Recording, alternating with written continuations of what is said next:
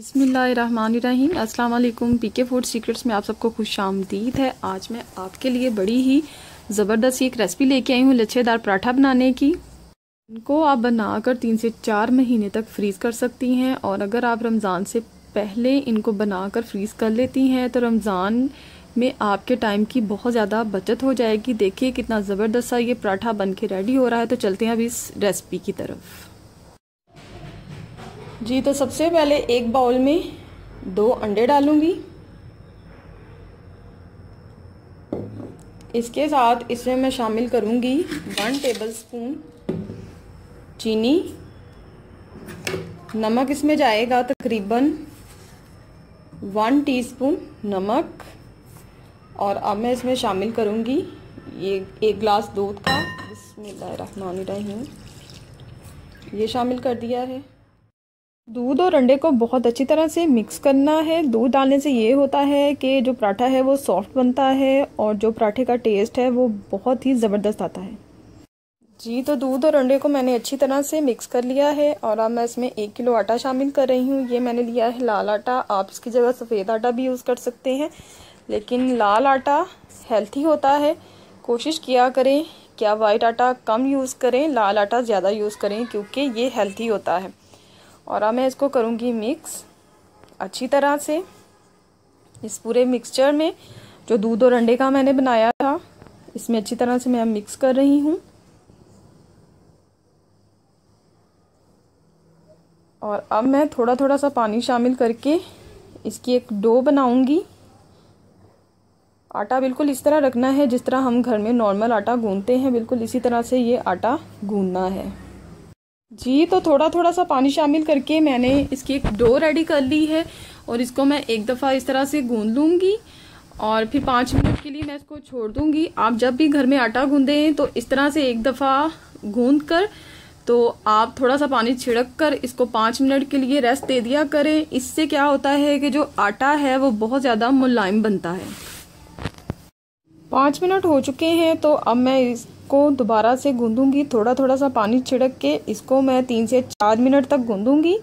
ये देखें अभी सिर्फ एक बार इसको हाथ लगाया है तो ये देखें कितना ये नरम और मुलायम लग रहा है। इस तरह से अब मैं इसको 3 से 4 मिनट तक गूंदूंगी कि इसकी एक स्मूथ सी डो रेडी हो जाए। और इसके बाद मैं इसको आधे घंटे के लिए कवर करके रख दूंगी।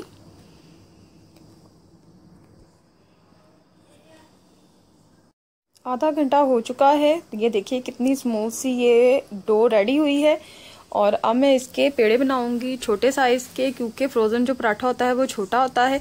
आपकी मर्ज़ी है आप बड़ा या छोटा पराठा बनाएं। इस तरह से अब मैं इसके बॉल बनाऊंगी और बॉल्स बना के इन पर मैं ऑयल लगा के रखती जाऊंगी।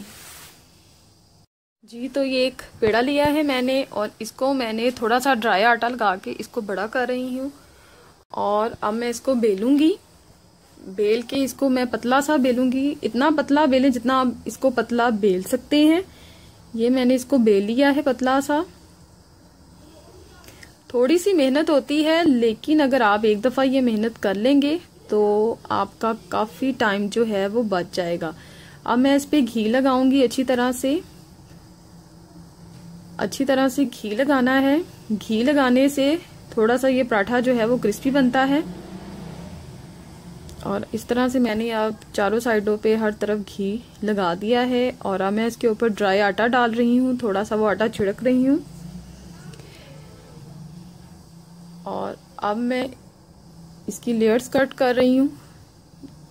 बड़ी ही आसानी से ये पराठा बन जाता है। ये देखिए इस तरह से इसकी मैंने लेयर्स कट कर ली हैं। तो अब मैं आहिस्ता आहिस्ता इनको आपस में जोड़ूंगी। ये देखिए आराम से हो रहा है। और अब मैं इसको बड़ा करूंगी। आप इतना बड़ा करें जितना आप इसको बड़ा कर सकते हैं, उतने ही ज़्यादा इसमें लच्छे बनेंगे। ये देखें मैंने इसको बड़ा कर लिया है और अब मैं इसको रोल कर लूँगी। और इस तरह से ये एक पेड़ा बन के रेडी है और इस पर मैं ऑयल लगा के रख दूँगी और बाकी के सारे जो पेड़े हैं वो मैं रेडी कर लूँगी। ये देखें कितना ज़बरदस्त। जी तो अब पराठे बनाना स्टार्ट करती हूँ। तो सबसे पहले मैंने लिया है एक बटर पेपर, उसको मैंने ऑयल से ग्रीस कर लिया है इस तरह से। अगर आप बटर पेपर यूज़ करना नहीं चाहती तो आप इसकी जगह 1 किलो दूध वाली थैली भी ले सकती हैं, उसको दरमियान से कट करके आप वो भी यूज़ कर सकती हैं। और अब मैं एक पेड़ा लूँगी और इसको मैं थोड़ा सा ड्राई आटा लगा के इसको बेल लूँगी। आपने वीडियो को एंड तक देखना है क्योंकि इसमें मैं 2 तरह से आपको पराठे को फ्रीज़ करना बताऊँगी। एक तरीका तो मैं अभी आपको बता रही हूँ और जो अगला तरीका है, दूसरा तरीका पराठे को किस तरह से फ्रीज़ करना है, वो मैं आपको नेक्स्ट जो स्टेप है मैं उसमें बताऊँगी। इस तरह से अब मैं इसको बेल के बड़ा कर लूँगी। बड़े आराम से ये पराठे फ्रीज़ हो जाते हैं, कोई इसमें प्रॉब्लम नहीं होती। ये देखें इस तरह से इसको मैं अब बड़ा कर रही हूँ। अभी से इसके जो लच्छे हैं वो नज़र आ रहे हैं और इसको अब मैं बटर पेपर पे रखूँगी। ये देखें आराम से ये जो पराठा है वो मैंने बटर पेपर पे रख दिया है और इस तरह से अब मैं जितने भी पराठे हैं वो बना के रेडी कर लूँगी और एक पराठे के ऊपर दूसरा बटर पेपर रख के और फिर इसी तरह से मैं सारे पराठे बना लूँगी। ये तो तवे को मैंने अच्छी तरह से गर्म कर लिया है और अब मैं इस पर पराठा पका रही हूँ। मैंने इस पर पराठा डाल दिया है।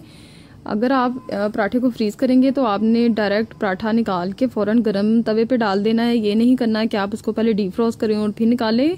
फ्रीज़ किए हुए पराठे को आपने तवे पे डाल देना है। मैं इसकी दोनों साइडों पे घी लगाऊंगी और जो अगला स्टेप है उसमें मैं आपको बताऊंगी कि आपने दूसरे तरीके से पराठे को किस तरह से फ्रीज़ करना है। ये देखें कितना ज़बरदस्त सा पराठा बन के रेडी हो रहा है।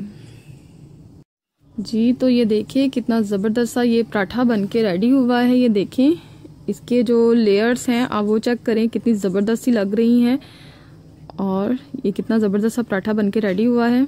जी तो मैं आपको बताती हूँ कि आपने दूसरे तरीके से पराठा किस तरह से फ्रीज़ करना है। इस तरह से आपने पराठा बेल लेना है और इसको तवे पे डाल देना है, गरम तवे पे, और हल्का सा इसको सेक लगवाना है। ज़्यादा पकाना नहीं है, सिर्फ हल्का सा सेक लगवाना है दोनों साइडों पे।